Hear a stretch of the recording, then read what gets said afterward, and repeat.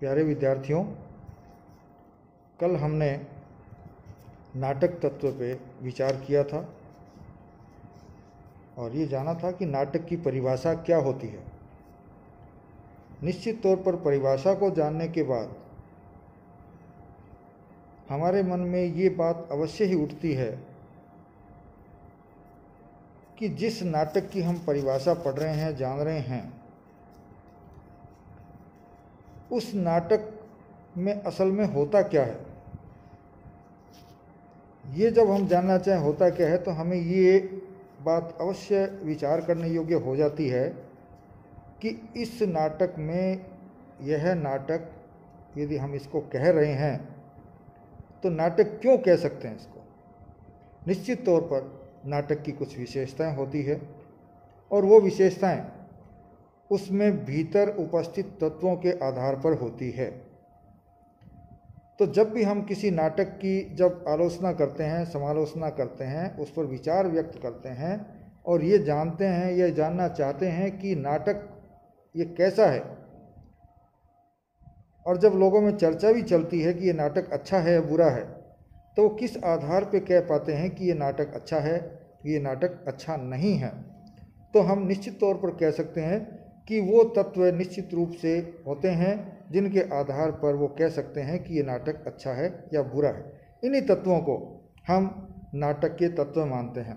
कल हम विचार कर चुके हैं कि नाटकों के तत्व कौन कौन से होते हैं। भारतीय विचार विद्वानों के आधार पर भी हमने देखा और पाश्चात्य विद्वानों के विचारों के आधार पर भी हमने देखा कि नाटक के कौन कौन से तत्व होते हैं। और उसके बाद हमने एक मिले जुले रूप से नाटक के तत्व कितने हो सकते हैं उन पर विचार किया था और हमने देखा था कि नाटक के कुल 9 तत्व होते हैं। अब हम ये जानेंगे कि इन तत्वों में क्या क्या चीज़ें देखी जाती है या इन तत्वों की कौन सी ऐसी विशेषताएं होती है जिसके आधार पर नाटक में ये विशेषताएं लाई जा सकती है। तो हमने देखा था कि कथावस्तु, चरित्र चित्रण, कथोपकथन, भाषा शैली, रसभाव,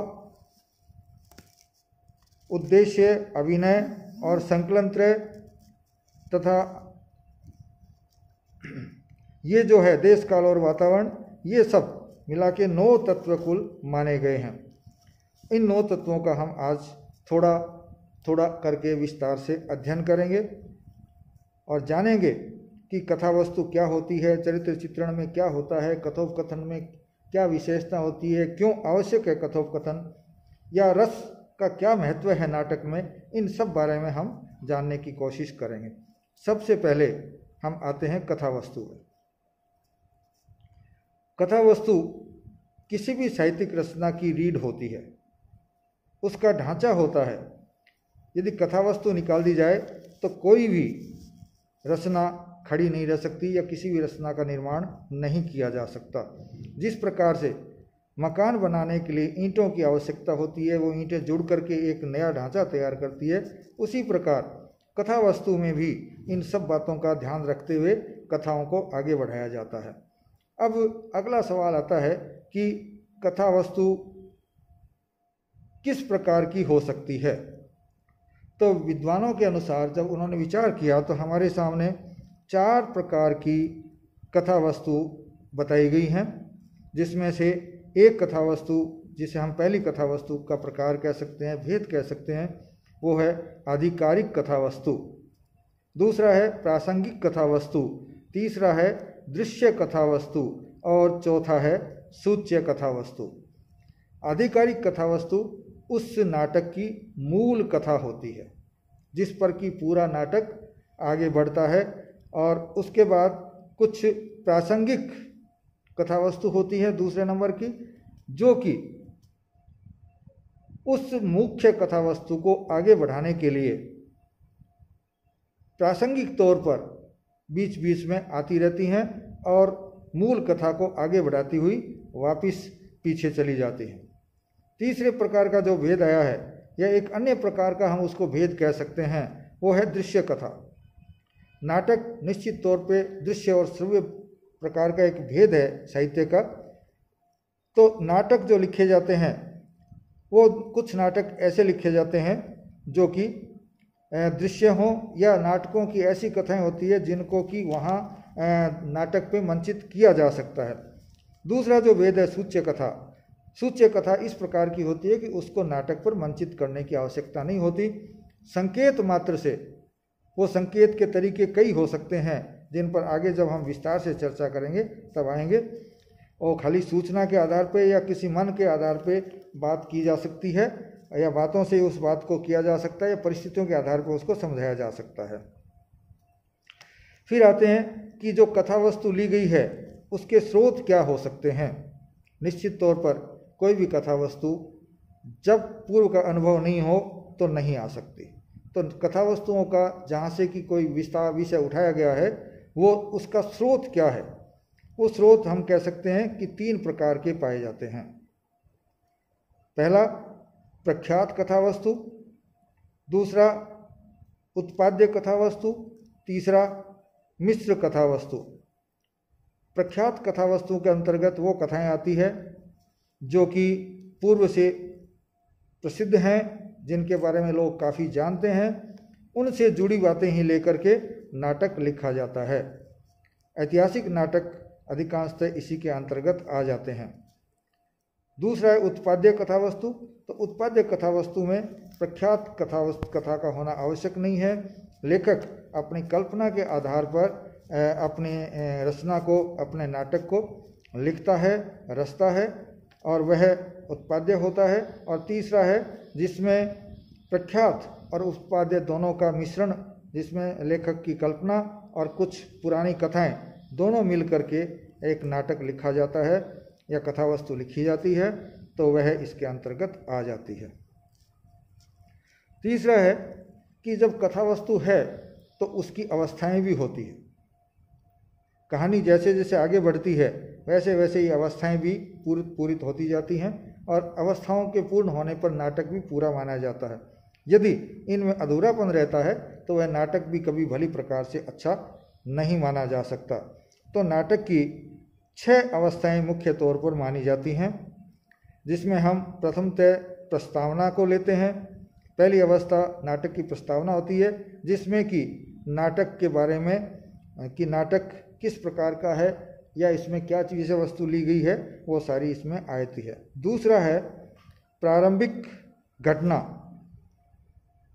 कोई भी नाटक, कोई भी घटना, कोई भी रचना या कोई भी विचार बिना प्रारंभिक घटना के प्रारंभ नहीं हो सकता। तो इसमें सर्वप्रथम ये रचना किस तरह से प्रारंभ होती है वो सारी बातें इसके अंतर्गत आ जाती हैं। तीसरा है संघर्ष का विकास। जब घटनाक्रम चलता है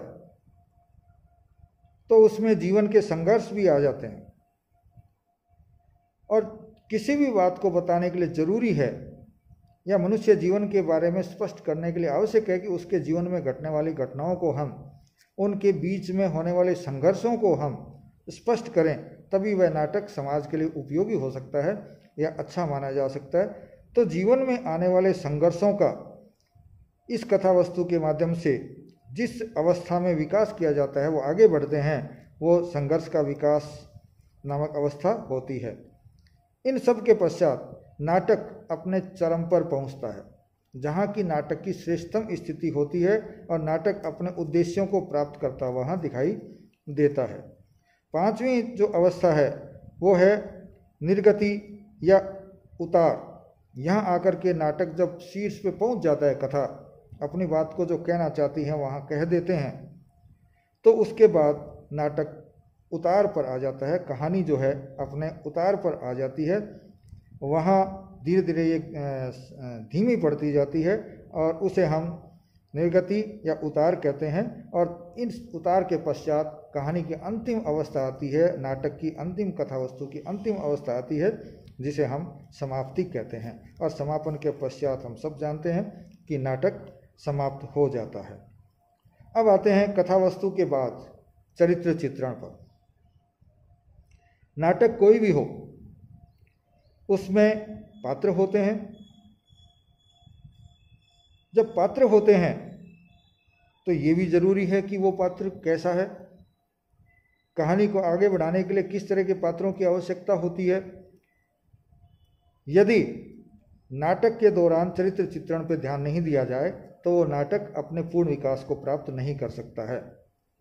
तो हम चरित्र चित्रण कई प्रकार से कर सकते हैं, बोल करके भी किया जाता है, संवादों के द्वारा भी किया जाता है। तो इस तरह से बहुत से तरीके हैं जिसके माध्यम से, घटनाक्रम के माध्यम से भी, और नाटक के पात्र जो होते हैं उनके चरित्र का चित्रण किया जाता है कि वो पात्र कैसा है, अच्छा है, बुरा है, समाज के लिए लाभदायक है, समाज को नेतृत्व देने वाला है, अथवा वो खलनायक प्रकार का नाटक है।